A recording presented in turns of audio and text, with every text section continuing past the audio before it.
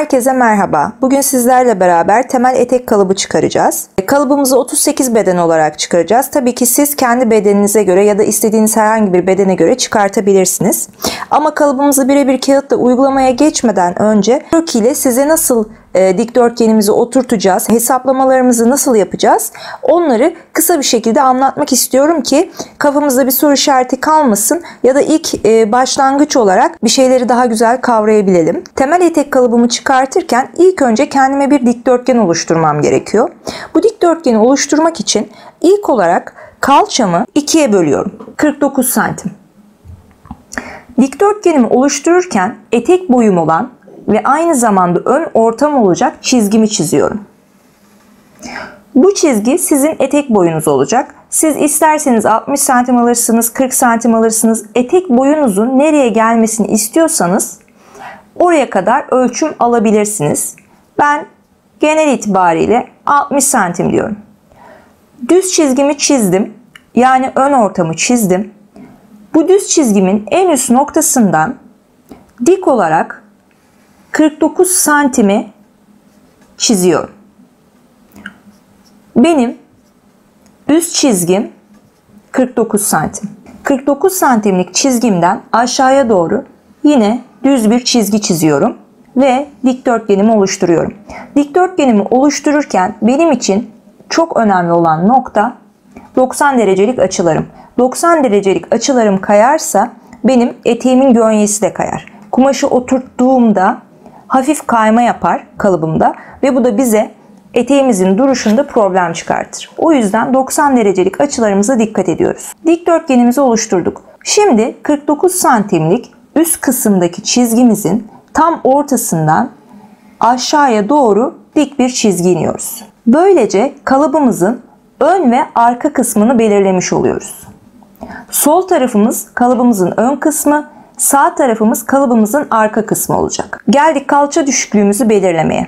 Ben burada genel itibariyle 20 santimlik bir ölçü alıyorum. Yukarıdan aşağıya 20 santim iniyorum. Noktamı atıyorum. İki taraftan da ve düz çizgimi oluşturuyorum. Yine 90 derecelik açılarıma dikkat ediyorum. 20 santim kalça düşüklüğü. Bu temel etek kalıbımızda kroki olarak yani genel itibariyle ilk aşamamızdı. İkinci aşamamızda bel ölçülerimizi nasıl oturtacağımızı göreceğiz ve bunun için hesaplamalarımızı göreceğiz. Belimizi oturturken ilk olarak belimizi 4'e bölüyoruz. 17,5 santim. Daha sonra kalçamızı 4'e bölüyoruz. 24,5 santim. Kalıbımızı çıkartırken eteğimizin vücudumuzun formunu alması için öne ve arkaya pens veriyoruz. Ön bel diyorum. 17,5 santim artı 2 santim pens payım 19,5 santim. Arka bel diyorum. 17,5 santim artı 2,5 santim. 20 santim. Bu benim ön bel ölçüm. Bu benim arka belimin ölçüsü. Önüm daha düz olduğu için 2 santimlik pens bana yetiyor. Ama arkada benim bir bel kıvrımım var. Popomun çıktığı bir kısım var. O kısmı daha iyi oturtmak için 2,5 santim alıyorum. Benim size verdiğim ölçüler standart ölçüler arkadaşlar ve genel itibariyle seri üretim için geçerli olan ölçüler. Ama siz belinizin oyuntusuna göre 2 santimlik pensi, 2,5 santimlik pensi birazcık değiştirebilirsiniz. Çok ön tarafta oynamanızı tavsiye etmem ama arka taraftaki pensi 3 santime kadar isterseniz çıkartabilirsiniz. Hesaplarımızı da yaptığımıza göre belimizi kalıbımızın üzerine oturtalım. Ön belimi ön ortadan, burası benim hem etek boyumdu hem de ilk çizdiğim çizgi ön ortamda arkadaşlar. Ön belimin ölçüsünü ön ortamdan içeriye doğru yani şu kısım benim yan dikişim olan kısma doğru işaretliyorum. Buradan 19,5'u içeri geliyorum, noktamı atıyorum. Daha sonra arka belime geliyorum. Arka belimden yani şuradaki arka ortamdan İçeriye doğru geliyorum. 20 santimimi işaretliyorum. Ön belimi ve arka belimi belirledim. Şu kısım neydi? 49 santim. Benim kalça bölü 2'imdi. Şimdi Kalça bölü 4'e geldik arkadaşlar. 24,5 santim. Burada bir şey yapmama gerek kalmadı. Neden? Çünkü birinci aşamada zaten 49 santimi ortadan ikiye bölmüştüm. Yani kalça bölü 4, kalça bölü 4. İki tarafa da 24,5 santim, 24,5 santim zaten düşmüştü. Birebir kağıt üzerinde çıkaracağımız kalıptan önce kendimize güzel bir kroki çizdik. Hesaplamalarımızı yaptık ve genel itibariyle bir bakış açısı belirledik. Geldik etek kalıbımızı kağıt üzerinde çıkartmaya. İlk olarak arkadaşlar o düz çizdiğimiz çizgiyi cetvelle alıp şöylemesine koyup çizmeyin. Çünkü kayma yapabilir. O yüzden ilk çizeceğimiz çizgimizi, yani ön ortamız olan çizgiyi şu şekilde kağıdın kenarına denizci gönyemden yardım alarak düz bir çizgi çiziyorum. Cetvelimi öyle gelişigüzel koyup dümdüz çizmiyorum. Ön ortam olan dikdörtgenimin ilk çizgisini çizdim. Şimdi 90'lık açılarım biliyorsunuz mühim. O yüzden 90'lık açımı sağlamak için şuradan yine denizci gönyemi koyuyorum. 90'lık açımı sağlıyorum. Çizgimi atıyorum. Geliyorum. Buradan 49 santime şu şekilde noktamı koyuyorum. Ve yine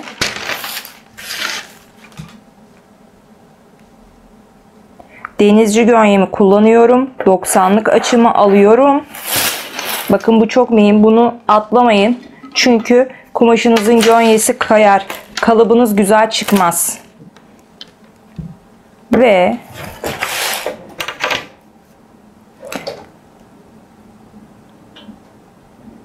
ben eteğimin boyunu 50 santim yapacağım arkadaşlar. Çok uzamasın diye. Hem siz daha rahat görün istiyorum. Şimdi burası benim ön ortam. Zaten daha sonra arkadaşlar çıkarttıktan sonra üzerine keçeli kalemle ben işaretleyeceğim. Durdurup incelemelerinizi yapabilirsiniz bu arada. Hani demeyin ki şuradan geçti. Çünkü bu şekilde çizim yapıldığı zaman videoda görünemeyebiliyor. Bazen böyle orası böyle mi şöyle mi diyebiliyorsunuz. O yüzden ben keçeli kalemlerle işaretleyeceğim. Videonun en sonuna da resim şeklinde onu koyacağım. Durdurup bakabilirsiniz. Ve ayrıca da söylemek istediğim bir şey daha.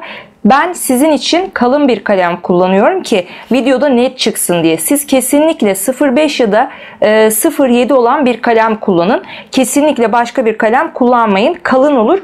Kalıbınızın sapmasına sebep olur. Evet, şimdi 49 santimin ne yapıyordum? Ortasını buluyordum. Şu şekilde. Ve bunu yine tabii ki dik bir şekilde çizgimi birleştiriyorum. Bu benim eteğimin yan dikişi olacak çizgim. Yani burada 49 santimi kalça ölçüm olan 98 santimi ne yapmıştım? 2'ye bölmüştüm. 49 santim çıkartmıştım. Şimdi de bir önüm ve bir arkam olacağı için o 49 santimi 2'ye böldüm. Şimdi gelelim kalça düşüklüğümüze. Kalça düşüklüğümüzü ben 20 santim almıştım. Şuradan da işaretliyorum. Ve muntazam bir şekilde kalça düşüklüğümü de birleştiriyorum ve çiziyorum. Burası benim önüm, burası benim arkam. Kalça düşüklüğümü de işaretledikten ve çizdikten sonra ne yapıyorum? Bel ölçülerimi işaretliyorum. Biz bunu krokide çok net bir şekilde görmüştük. Ön ortamdan içeri giriyorum. Ön belim ne kadardı? 19,5. Ne yaptım? Geldim, işaretledim. Ben işaretlerimi büyük büyük alıyorum. Siz nokta şeklinde alırsınız. Hop. Arka belim ne kadardı? 20. İşaretimi aldım. Şimdi yine denizci gönyemden faydalanıyorum. Bakın, denizci gönyemin çizgisiyle benim çizgim 1 olacak ki şuradaki açım 90 olsun, dik olsun. O yüzden Geliyorum. Denizci gönyemi birleştiriyorum çizgimle. Buradan 1 santim yukarı çıkıyorum. Sonra ön belime geliyorum. 1 santim yukarı çıkıyorum. Noktalarımı buldum. Şimdi sıra geldi kılıç rigamla belimin oyuntusunu almaya. Ben bu kağıdı yamuk falan tutuyorum. Siz lütfen kusuruma bakmayın. Şimdi kılıç rigamı aldım. Kılıç rigamı şu şekilde ileri geri hareket ettirirsem arkadaşlar ben kendi yolumu bulabilirim. Şu kısımda buradan mesela şu şekilde yapmayacaksınız. Şu şekilde sivri gelmeyecek. Bakın gördüğünüz gibi kılıç rigam bana yol gösteriyor. Koydum. Düzlüğümü aldım. Ve şu şekilde belimin oyuntusunu, ön belimin oyuntusunu bitirdim. Şimdi gelelim arka belime. Yine rigamla arıyorum. Yine rigamla en doğru ölçüyü arıyorum. Birazcık daha. Şu şekilde rigamı oturtuyorum. Ve belimin olduğu noktayı çiziyorum. Belimin olduğu noktayı çizdikten sonra yine kılıç rigamı alıyorum.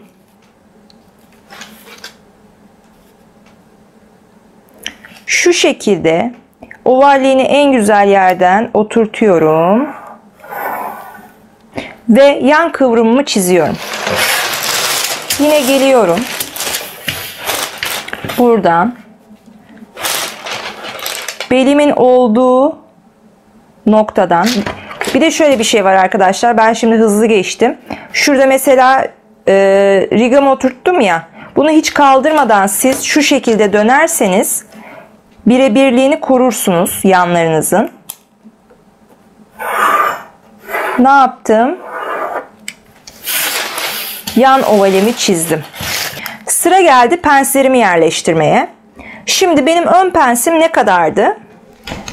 Bu arada arkadaşlar burada bir kötü görünüyor olabilir ama siz onu en doğru şekilde oturtun. Ben videoda yaptığım için tam olarak eğilip kalkamıyorum çünkü videoda çirkin gözüküyor. O yüzden siz şu yuvarlağı aynı dediğim gibi kılıç riganızla kendinize bir paralellik belirleyip kendinize bir yol belirleyip en doğru şekilde alın. Yanlış yapılırsa nasıl olmuş olduğunu da görürsünüz. Bakın çizgilerim oturmamış, gördünüz mü? Yukarıdan almışım. Siz böyle yapmayın. Bu hata. Yanlış yani. Neyse şimdi ne yapıyorum? Ön pensimi belirleyeceğim. Ön pensim ne kadardı? 2 santimdi. Ama ilk önce ön pensimi atmadan önce bakın şuradaki ön ortamla şuradaki bakın 49 santimlik çizgimle benim yan ovalimin birleştiği şu noktayı ölçüyorum. 19.7. Neredeyse 10, birazcık içeri giriyorum. Ortalarım şurası falan. Buradan şu çizgimin ortasından 1 santim yana kayıyorum. Şuradaki noktamdan. 1 santim yana kayıp pensimin orta noktasını buraya alıyorum. Daha sonra pensimi 1 santim buraya, 1 santim buraya olarak işaretliyorum. Sonra geliyorum. Yine arka belimde de aynı şeyi yapıyorum. Arka ortamın çizgisinden yan ovalime geliyorum. Bakın şu noktam değil, belime aldığım değil, yan ovalimin şuradaki noktası, çakıştığı noktam. Geliyorum. Ölçümü alıyorum. 20.2 falan. 10.1. Şurası benim ortam. Ne yapıyordum? Ortamı buluyorum arkada. 1.25 pens noktalarımı atıyorum. Sıra geldi penslerimi uzatmaya. Yine arkadaşlar 49 santimlik şuradaki çizgime denizci gönyemi oturtuyorum. Arka belimin pensini sıfırdan aldığınızda zaten oturacaktır. Şuradaki üst belimin çizgisinden alıyorum yalnız. 12 santime kadar iniyorum. Ve pensimin sol tarafını ve sağ tarafını birleştiriyorum. Ön belime geliyorum. Yine sıfırla şuradaki çizgimi birebir alıyorum. Denizci Gönyemin çizgisiyle 49 santimlik çizgim birebir gidiyor. Aşağıya doğru bu sefer 9 santim alıyorum. Neden 9 santim alıyorum? Çünkü benim önüm arkama göre daha düz. O yüzden bu kadar uzunluktaki bir pens bana yetiyor. Ama arkamda kıvrımım olduğu için birazcık daha toparlaması açısından pensimi uzatıyorum. Solumu ve sağımı birleştiriyorum. Şu ortamı da birleştireyim. Evet. Penslerim gördüğünüz gibi bel oyuntuma kadar uzadı. Burada 9 santim, yani önde 9 santim, arkada 12 santim aşağıya indim. Şimdi arkadaşlar size şöyle bir bilgi vermek istiyorum. Benim yaptığım bu kalıp seri üretimde çok rahat kullanılabilecek bir kalıp. Seri üretimde genel itibariyle kalıp çıkarımı, temel etek kalıbı çıkarımı bu şekilde olur. Neden? Her bedene uygunluğu olsun diye. Siz kişiye özel çalışmak istiyorsunuz. Diyorsunuz ki ben öyle bir etek yapmak istiyorum ki ay bana birebir uysun istiyorum. O zaman haute couture şeklinde çalışacaksınız. Seri üretim şeklinde değil. Onunla ilgili de size bilgi vermek istiyorum. Şimdi buraya kadar olan kısım seri üretim kısmı. Bunu anladık. Eğer ki ben birebir bir şey yapmak istiyorum, tam olsun istiyorum her şeyle. Şu çizgime geliyorum arkadaşlar. Şuradaki çizgimden 1 santim diyelim. Sizin vücudunuza göre değişir bu. Denkliyorum. 1 santim aşağıdan hafif bir çizgi alıyorum.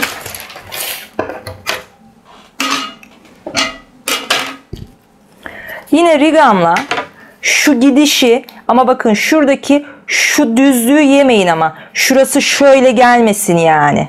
Hani şu şekilde, nasıl diyeyim size, şöyle gelmesin, sivri gelmesin. O düzlüğe bakın oturttum, görüyor musunuz? Düz gidiyorum biraz ve kıvrılıyorum. Bu çizgimde haute couture yapmak istiyorsam, birebir olsun istiyorsam yapacağım çalışma bu. Ama seri üretim yapmak istiyorsam şu üsttekini baz alacağım arkadaşlar. Bu haute couture, kendime özel çalışma yapmak istediğim zaman. Aynı şeyi arka belinizde de uygulayabilirsiniz. Bu genel itibariyle çok çukur beli olanlar için hani uygundur. Eğer belinizin o kıvrımı birazcık şöyle çukur geliyorsa, hani arkada boşluk olur ya bazen. O boşluğu mesela iyice kavrayıp belinizi sarsın diye. Ama bu herkes için yani çok ideal değil açıkçası. Hani benim ölçülerim de mesela birazcık standartın dışıdır. Ama şu seri kalıbın ölçüsü bende gayet güzel oturuyor. Yani eğer kendimi çok zorlamak istemiyorum diyorsanız şu seri üretim kalıbını da çok rahat kullanabilirsiniz. Bununla ilgili size başka söylemek istediğim bir şey daha var. Yine haute couture tarzı çalışmak istiyorsanız arkadaşlar, penslerinizi kısabilir, biraz uzatabilirsiniz. Bu penslerimiz 12, 13, 14, 15'e kadar uzayabilir. Arka pensimiz.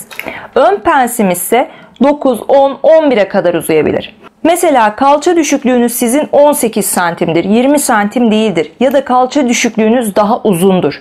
O zaman mesela pensinizi uzatmanız gerekir. Neden? Şu kısım genişlediği için bu pens size yetmeyebilir. Bu pens de size yetmeyebilir. O zaman birazcık daha uzatırsınız. O sizin bedeninize göre yine haute couture yaptığınızda değişir. Ya da kalça düşüklüğünüz kısadır. Yine mesela şu kısımda 1 santimlik kısaltmalar yapabilirsiniz. Vücudunuza daha iyi oturması için. Ama dediğim gibi bunlar haute couture için geçerli olanlar. Genel itibariyle seri üretim, işte bir butiğiniz vardır. Kendi çapınızda evinizde bir şeyler yapıyorsunuzdur. Arkadaşlarınıza, çevrenize satıyorsunuzdur. Ekonominize katkıda bulunuyorsunuzdur. O zaman arkadaşlar şu üretimi kullanın.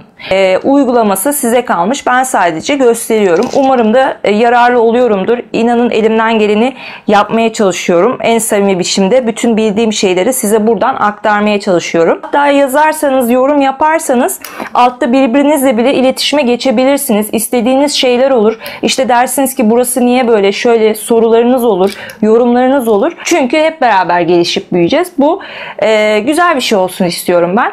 Umarım da muvaffak oluruz. Evet, çok konuştum. Şimdi başka bir şeye geçmek istiyorum.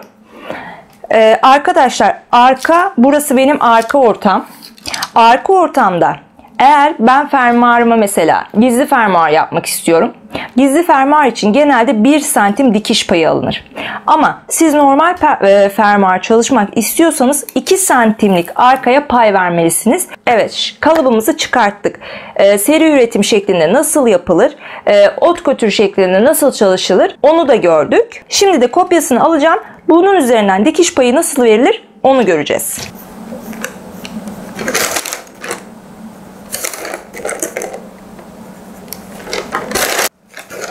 Kopyamı aldıktan sonra şimdi dikiş paylarımı vereceğim. Gördüğünüz gibi denizci gönyemdeki buradaki 1 santimlik olan çizgimi şu kalıbımın çizgisine denkledim. Üzerine getirdim. Şu şekilde alıyorum. Daha önce de söylediğim gibi siz ince kalem kullanın. Ben siz göresiniz diye kalın bir kalem tercih ettim.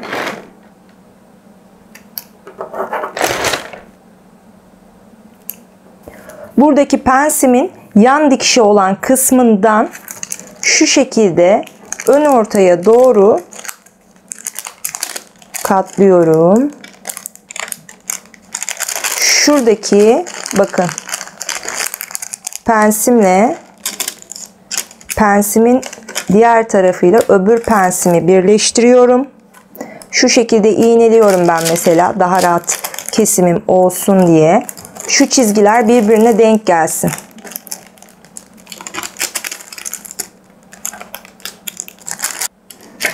Şimdi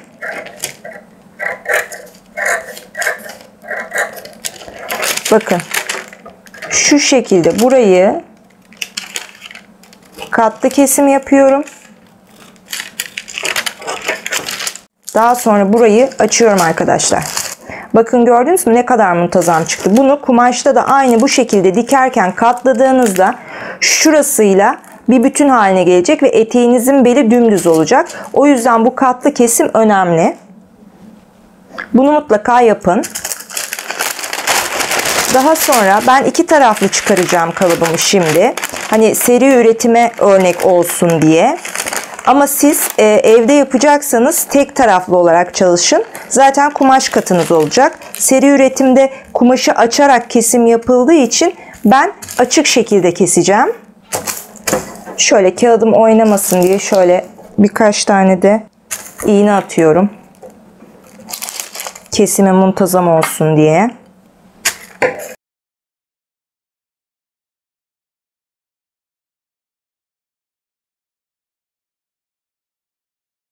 Dikiş paylarımızı verdik. Penslerimizi oturttuk. Katlı kesimlerimizi yaptık. Ben şimdi burada alt tarafını size vermedim. Onun bir nedeni var. Onu da söyleyeceğim şimdi. Ama normal sizin çıkarttığınız kalıpta tabii boyunuz olacak. Normal kalıbınızı yaparken ne kadar istiyorsanız eteğinizin boyunu ona göre yapacaksınız. Bunun haricinde bu kalıp seri üretim için olan kalıp arkadaşlar. Neden? Çünkü 2 tarafı da serili. Şimdi seri üretimlerde kumaş katlı bir şekilde kesilmez. Açık bir şekilde kesilir. O yüzden kalıp uygulaması da bu şekilde açık olur. Ama siz evde yaptığınızda kalıbınızın sadece bir tarafını çıkarabilirsiniz. Şu kısım zaten kumaş katına denk gelecek arkadaşlar. O yüzden evde yapılırken şöyle 2 taraflı çıkartmanıza gerek kalmayacak. Şuradaki pens kısımlarımıza da renkli kalemle hop bir nokta atarsak bizim için çok iyi olur. Çünkü buralardan kesim yaparken çıt atacağız arkadaşlar. O yüzden bizim gözümüze hitap etsin. Gözümüze evde yapacağımız kalıp için, tek taraflı olan kalıp için penslerimizin noktalarını koyduk. Buraya noktasını kalıba, kumaşa belli edeceğiz. Buradan da küçük çıtlar atarsanız kumaşın üstüne nereden nereye katlayacağınızı çok iyi belirlemiş olursunuz. Evet, şimdi neden sadece kalça çizgisine olan kısmı aldım? Onu size anlatmak istiyorum. Çünkü bu temel etek kalıbı arkadaşlar. Bunun üzerinde çok çeşitli modeller uygulayacağız çünkü. Bundan kaynaklı popoya kadar olan kısma. Siz devamlı bir çalışma yapacaksanız şuradaki dikiş paylarını vermeden sadece pensinizi dikiş paysız katlı bir şekilde şu şekilde kartonunuza yapıştırın arkadaşlar. Bakın bu benim daha önce kullandığım, elimde olan, çıkarttığım bir kalıp. Hiç dikiş payı vermemişim. Katlı kesimimi yapmışım. Penslerimin yerini belirlemiş. Popo çizgisinden biraz aşağıya almışım. Hiç bunu da almayabilirsiniz. Şu çizgiden itibaren olan baz kalıbınızı alabilirsiniz arkadaşlar. Bunu alıp çıkartıp şu şekilde bir kartona yapıştırırsanız daha sonra yapacağımız model uygulamalarda, daha sonra yapacağınız eteklerde işiniz çok kolay olur. Bunu isterseniz çan eteğe dönüştürün. Bunu isterseniz mesela boyunu kısa kesin, mini yapın. Boyunu uzatın.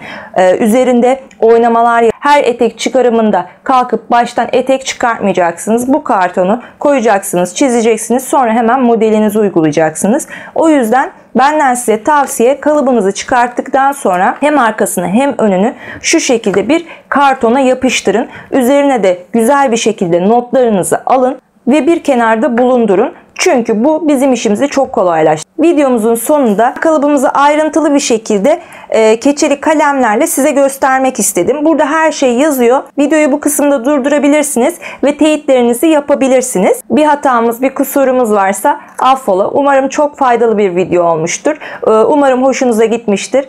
Bizi takip eder, beğenilerinizi eksik etmezseniz çok seviniriz. Kendinize iyi bakın. Hoşça kalın.